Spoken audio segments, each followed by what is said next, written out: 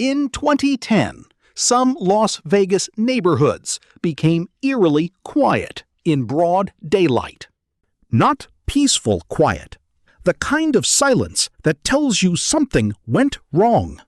Some homes had green pools, dead lawns, and foreclosure notices on doors. Only 18 months earlier, streets like this had been filled with families. Regular homeowners with jobs, mortgages, and homes they believed were valuable assets. Now imagine the same thing happening to your neighborhood tomorrow morning. Your $500,000 house suddenly sells for only half that amount. The walls didn't change. Your kitchen didn't change. Your mortgage didn't disappear. But the market suddenly says your home is worth dramatically less. Would that actually destroy you financially, or merely change a number? The answer depends on something far more important than the house itself. It depends on how much debt is attached to it. And America learned that lesson brutally during the last housing crisis. In the mid-2000s, American housing prices had been climbing for years. Rising prices made increasingly risky mortgages appear safer than they really were. Some borrowers received mortgages with weak documentation and increasingly dangerous loan structures.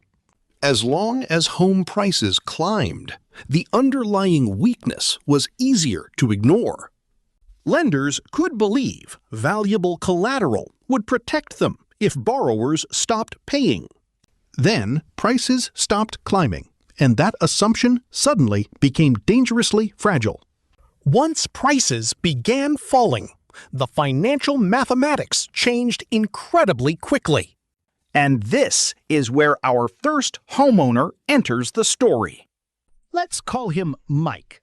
He's a composite, not one specific historical homeowner. His situation represents what happened to millions of households during the crash.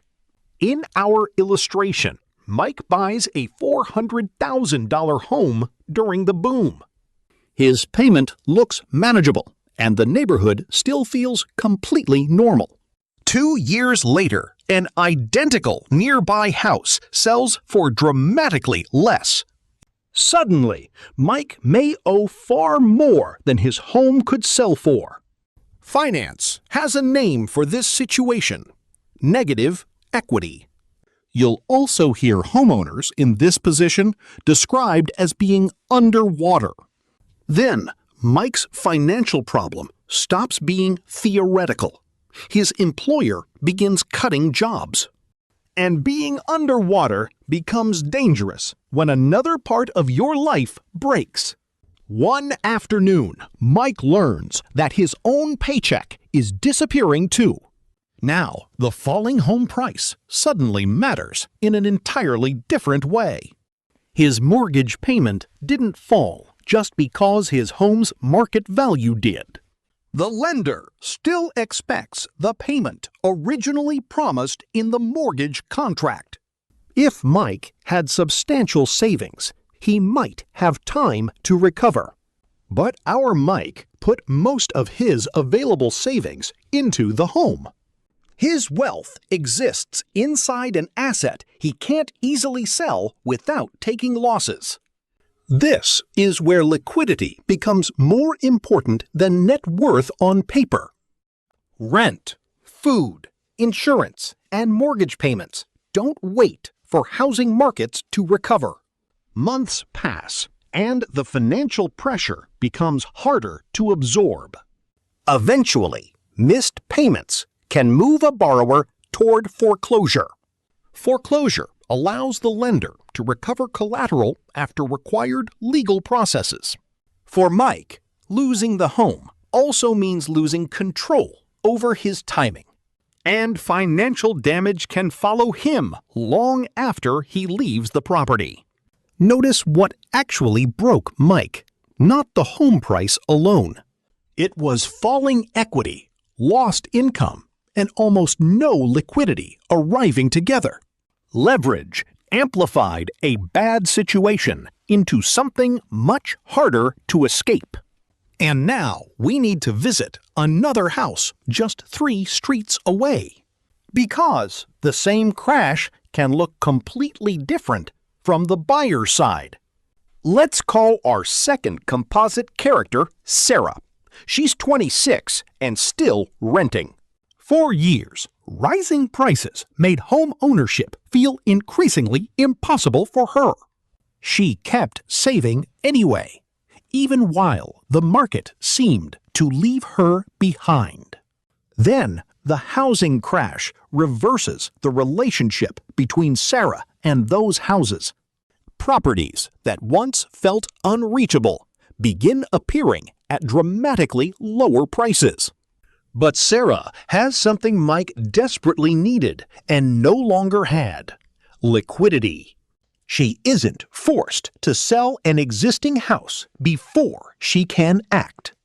She isn't carrying a large mortgage tied to yesterday's market prices. And because she saved cash, she has something extremely valuable during panic: optionality. Same crash, same city. So why can Sarah act while Mike cannot? The difference is simple. Mike needs time, while Sarah still has choices. And in a 50% crash, millions could face some version of that divide. The first nationwide shock would hit something called home equity. Home equity is roughly your home's value minus what you still owe. If prices collapse, that equity can shrink extraordinarily fast. Homeowners with large down payments might remain comfortably above water. Recent buyers with small down payments could face something much more painful. Their mortgage balance could suddenly exceed what the home is worth. But being underwater doesn't automatically mean someone immediately loses their home. If income remains stable, they may simply keep making their payments. The serious trouble begins when falling prices collide with forced selling. Job loss, divorce, relocation, or emergencies can remove the option to wait. Now, imagine that pressure hitting hundreds of thousands of households simultaneously. More owners try selling precisely when buyers become increasingly cautious. More supply and weaker demand can push prices down even further. That creates a feedback loop capable of reinforcing the original decline. And eventually, the problem reaches institutions holding or financing those mortgages. Banks don't simply care what your home cost when you purchased it. They also care about the collateral supporting money they've lent. A severe housing decline makes that collateral less valuable. Meanwhile, rising defaults can produce actual losses for lenders and investors. And that changes how willing lenders are to make the next mortgage. Banks may demand stronger credit, larger down payments, or tighter lending conditions. And here comes the paradox. Renters waiting for a crash often miss. The house might become far cheaper, while financing becomes much harder to obtain. Cheaper housing does not automatically mean more affordable housing for every buyer. And the damage doesn't stop with homeowners, buyers, or mortgage lenders. Home builders may cancel projects when falling prices make new construction less profitable. Contractors, real estate workers, suppliers, and local businesses can feel that slowdown. And that's when a housing crash stops being only about housing. We don't have to imagine every consequence. America has already seen many. After the mid-2000s housing peak, American home prices entered a prolonged national decline. But the collapse was dramatically worse in some cities than in others. Las Vegas became one of the clearest examples of extreme housing distress. Phoenix, parts of Florida, and California also experienced severe housing market pain. Falling prices interacted with mortgage defaults, foreclosures, unemployment, and financial stress. And that combination pushed many households into situations resembling our composite Mike. But falling prices also created opportunities for buyers with liquidity and stable finances. That's where our Mike versus Sarah comparison becomes useful rather than merely dramatic. Debt magnified losses for some, while liquidity preserved options for others. The crash didn't affect people equally because their financial positions weren't equal. But a 50% crash tomorrow would not automatically recreate 2008. Today's mortgage market has important differences from the pre-crisis lending environment. Post-crisis regulation strengthened many underwriting and mortgage market protections. Many existing homeowners also entered recent years with substantial accumulated home equity. And many carry fixed-rate mortgages originated before rates moved substantially higher.